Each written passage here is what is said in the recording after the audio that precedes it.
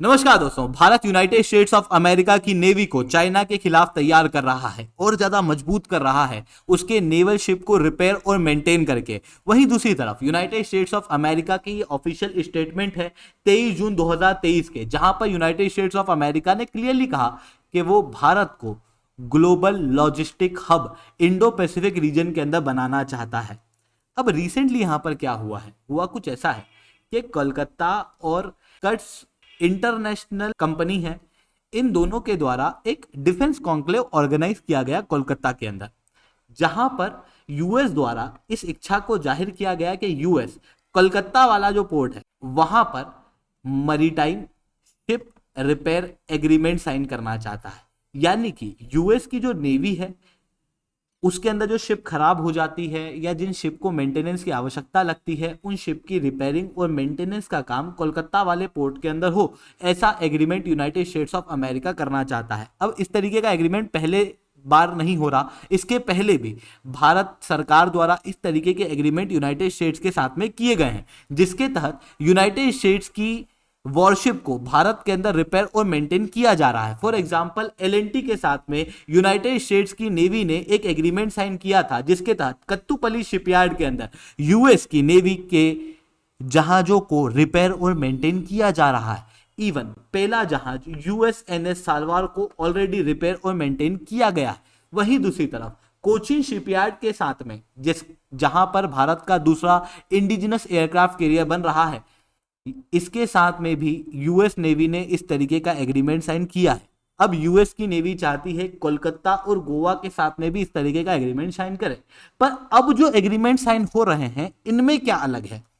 देखो, अभी तक जो कोचीन शिपयार्ड और एलएनटी के साथ में मिलके एग्रीमेंट किए गए, उसके अंदर जो जहाज रिपेयर हो रहे थे वो ऑक्सिलरी जहाज थे। मतलब जैसे कई बार क्या होता है, ऐसे बेड़े चलते हैं समुद्र के अंदर। जैसे अगर यूएस ने अपना बड़ा जहाज निकाला, डिस्ट्रॉयर निकाला या एयरक्राफ्ट कैरियर निकाला, तो उसके साथ में छोटे छोटे जहाज चलेंगे उसकी मदद के लिए। ये छोटे जहाज होते हैं ऑक्सिलरी जहाज। अभी तक भारत के अंदर ये रिपेयर और मेंटेन होते थे, पर अब बड़े जहाज जैसे डिस्ट्रॉयर, एम्फीबियस वॉरशिप, इन्हें भारत के अंदर रिपेयर और मेंटेन किया जाएगा। हालांकि एयरक्राफ्ट कैरियर और सबमरीन को नहीं किया जाएगा, बल्कि यूनाइटेड स्टेट्स ऑफ अमेरिका के दूसरे बड़े जहाजों को यहां पर रिपेयर और मेंटेन किया जाएगा। अब बात यह आती है कि क्या यूनाइटेड स्टेट्स ऑफ अमेरिका और भारत दोनों मिलकर कोई बड़े युद्ध की तैयारी कर रहे हैं? क्या भारत और यूएस के साथ में इस युद्ध की तैयारी में कोई और भी शामिल है? क्या ये रिपेयर और मेंटेनेंस के एग्रीमेंट केवल ऊपर ऊपर के हैं या फिर गहराई में कोई और सच छुपा है? इसे मैं शुभेंद्र सिंह चौहान डिटेल में आप लोगों के साथ में चर्चा करूंगा, बट उसके पहले आप लोग मेरे साथ में SRC10 टेलीग्राम ग्रुप के ऊपर जुड़ सकते हो। मेरे क्लास की अपडेट, पीपीटी, पीडीएफ सब कुछ आपको मिल जाएगी। यूपीएससी सीएससी की तैयारी करना है, इंडिया के टॉप एजुकेटर से ऑफलाइन क्लास के अंदर जुड़ना है, तो आप लोगों के पास में अच्छा मौका है। अनअकैडमी अब केवल ऑनलाइन ही रहा, अनअकैडमी अब ऑफलाइन भी आ चुका है। दिल्ली के करोलबाग, मुखरीनगर के अंदर, प्रयागराज के सिविल लाइंस के अंदर ऑलरेडी हमारे सेंटर्स खोले जा चुके हैं, जहां पर इंडिया के टॉप एजुकेटर्स आप लोगों को ऑफलाइन क्लासेस के अंदर पढ़ाएंगे, वन ऑन वन मेंटरशिप देंगे, कंप्लीट गाइडेंस देंगे। वो भी एक ऐसे प्लेटफॉर्म से जहां पर इंडिया के टॉपर्स निकले हैं। पिछले बार टॉप 10 में 4 बच्चे, टॉप 20 में 10 बच्चे और टोटल 315 बच्चे अनअकैडमी से क्वालिफाई हुए थे। अनअकैडमी के अंदर आपको ये सारी फैसिलिटी मिलेगी। अगर आपको अनअकैडमी पे जुड़ना है तो आप नीचे डिस्क्रिप्शन के अंदर एक लिंक दी हुई है, उसे खोलो, उसे फिल आउट करो, हमारी टीम रीच आउट करेगी और कंप्लीट गाइडेंस आप लोगों को देगी। चलिए दोस्तों, समझने का प्रयास करते हैं कि United states of America Bharat के साथ में इस तरीके के एग्रीमेंट क्यों कर रहा है। इसका एक सिंपल सा रीजन तो यह है कि यूनाइटेड स्टेट्स ऑफ अमेरिका के पास में अभी लोन बढ़ चुका है, जिसके कारण से यूएस बहुत ज्यादा डिफेंस पे खर्चा कर नहीं पा रहा। इस बार जो यूएस की नेवी का बजट है वो केवल $13.9 बिलियन है, जबकि यूएस के पास में जहाज बहुत सारे हैं जिनको रिपेयरिंग और मेंटेनेंस की आवश्यकता लगती है, और ये रिपेयरिंग और मेंटेनेंस यूएस के अंदर काफी महंगा पड़ता है। एग्जाम्पल के रूप में गवर्नमेंट अकाउंटेबिलिटी ऑफिस रिपोर्ट 2023 के अनुसार केवल एक डिस्ट्रॉयर को मेंटेन करने के लिए 2021 के अंदर billions of dollar United states of America को खर्च करने पड़े। वहीं दूसरी तरफ यूनाइटेड स्टेट्स ऑफ अमेरिका में 2 ही बड़े शिपयार्ड हैं जहां पर जहाजों को रिपेयर किया जाता है। एक का नाम है जनरल डायनेमिक नेशनल स्टील और वहीं दूसरी कंपनी का नाम है बे सिस्टम शिप रिपेयर। अब अगर इनमें से एक भी मार्केट से हट जाएगा तो यूनाइटेड स्टेट्स ऑफ अमेरिका की दिक्कत खड़ी हो जाएगी। और यूनाइटेड स्टेट्स ऑफ अमेरिका इतनी बड़ी रिस्क नहीं ले सकता, वो भी ऐसे समय पर जब रशिया के साथ में कॉन्फ्लिक्ट चल रहा है, जब चाइना अपना एग्रेशन दिखा रहा है। ऐसी कंडीशन में यूनाइटेड स्टेट्स ऑफ अमेरिका अपने शिप को रिपेयर करने के लिए कोई और अल्टरनेटिव भी ढूंढना चाहता है। ये आप क्लियरली इस आर्टिकल के अंदर देख सकते हो। ये यूनाइटेड स्टेट्स ऑफ अमेरिका की ही ऑफिशियल रिसर्च कमीशन द्वारा निकाली गई रिपोर्ट है। वहीं दूसरी तरफ यूनाइटेड स्टेट्स ऑफ अमेरिका को दिख रहा है कि भारत जो है वो दुनिया के बेस्ट शिप रिपेयर और मेंटेनेंस हब में से एक ऑलरेडी है। भारत की शिप रिपेयरिंग कैपेसिटी दुनिया के अंदर वर्ल्ड क्लास है। ऑलरेडी हम लोगों ने कोची के अंदर एक रिपेयरिंग हब ओपन किया। जब ओपन हुआ उसके इनॉग्रेशन के बाद भारत के प्रधानमंत्री द्वारा कहा गया कि इसे एशिया का सबसे बड़ा शिप रिपेयर हब बनाया जाएगा। वहीं अलंग शिपयार्ड दुनिया का सबसे बड़ा शिप ब्रेकिंग यार्ड भारत के अंदर ऑलरेडी देखने को मिल रहा है। वहीं भारत सरकार खुद भी चाहती है कि भारत ग्लोबल लेवल पे एक शिप बिल्डिंग और रिपेयरिंग हब बन सके। ये आप डिफेंस मिनिस्टर के इस आर्टिकल के अंदर देख सकते हो, जो कि 2021 के अंदर इन्होंने अपने ऑफिशियल स्टेटमेंट में कहे थे। पर यूनाइटेड स्टेट्स ऑफ अमेरिका के पास में कोई भारतीय एकमात्र ऑप्शन नहीं है, और भी बहुत सारे ऑप्शन मार्केट के अंदर देखने को मिलेंगे। जैसे जापान की भी कैपेसिटी अच्छी है, पर United states of America Bharat से ही इस तरीके के काम क्यों चाह रहा है? क्यों चाह रहा है कि अपने शिप भारत में ही रिपेयर और मेंटेन करें? इसका एक बड़ा कारण है चाइना। चाइना के साथ में यूनाइटेड स्टेट्स ऑफ अमेरिका के टेंशन बढ़ रहे हैं। चाइना इंडो पैसिफिक रीजन के अंदर काफी ज्यादा एग्रेसिव होता हुआ दिखाई दे रहा है, और जब चाइना इस तरीके की चीजें कर रहा है तो ऐसी कंडीशन में United states of America China को काउंटर करना चाहता है। और काउंटर करने के लिए हमेशा ये कहता है कि इंडो पैसिफिक रीजन के अंदर हम लोग पीस और स्टेबिलिटी चाहते हैं।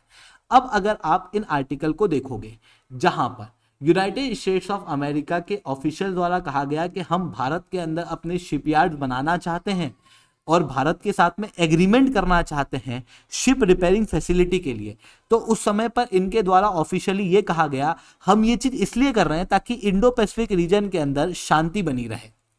वहीं जब यूनाइटेड स्टेट्स ऑफ अमेरिका द्वारा ये स्टेटमेंट भी दिया गया था, जहां पर उनके द्वारा कहा गया था कि भारत को नेवल लॉजिस्टिक हब बनाया जाएगा, तो उस समय पर भी यूएस द्वारा यही कहा गया था ताकि इंडो पैसिफिक रीजन के अंदर पीस, स्टेबिलिटी और फ्रीडम ऑफ नेविगेशन हो। यानी कि कंप्लीट रूप से यूनाइटेड स्टेट्स ऑफ अमेरिका यहां पर चाइना को काउंटर करना चाहता है। पर चाइना को काउंटर करने के लिए यूएस भारत का ही साथ क्यों ले रहा है? क्योंकि देखो चाइना जो है वो समुद्र के अंदर एग्रेसिव हो रहा है। यहाँ पर ताइवान के साथ में, यहाँ पे फिलीपींस के साथ में, फिलीपींस के जहाज के ऊपर कैनन वगैरह के अटैक करता रहता है। इवन जब यूनाइटेड स्टेट्स ऑफ अमेरिका अपने मिसाइल वगैरह टेस्ट करता है तो उस समय पर भी यही चाइना अपने स्पाई शिप को भेज देता है। ऐसी कंडीशन में चाइना को काउंटर करना यूएस के लिए जरूरी है। अब यहां पर मलक्का स्ट्रेट आप देख पा रहे होंगे, चाइना का 80% तेल का इंपोर्ट इसी मलक्का स्ट्रेट से होता है। और चाइना क्योंकि एक डेवलपिंग इकोनॉमी है तो इसे एनर्जी की जरूरत बहुत लगती है।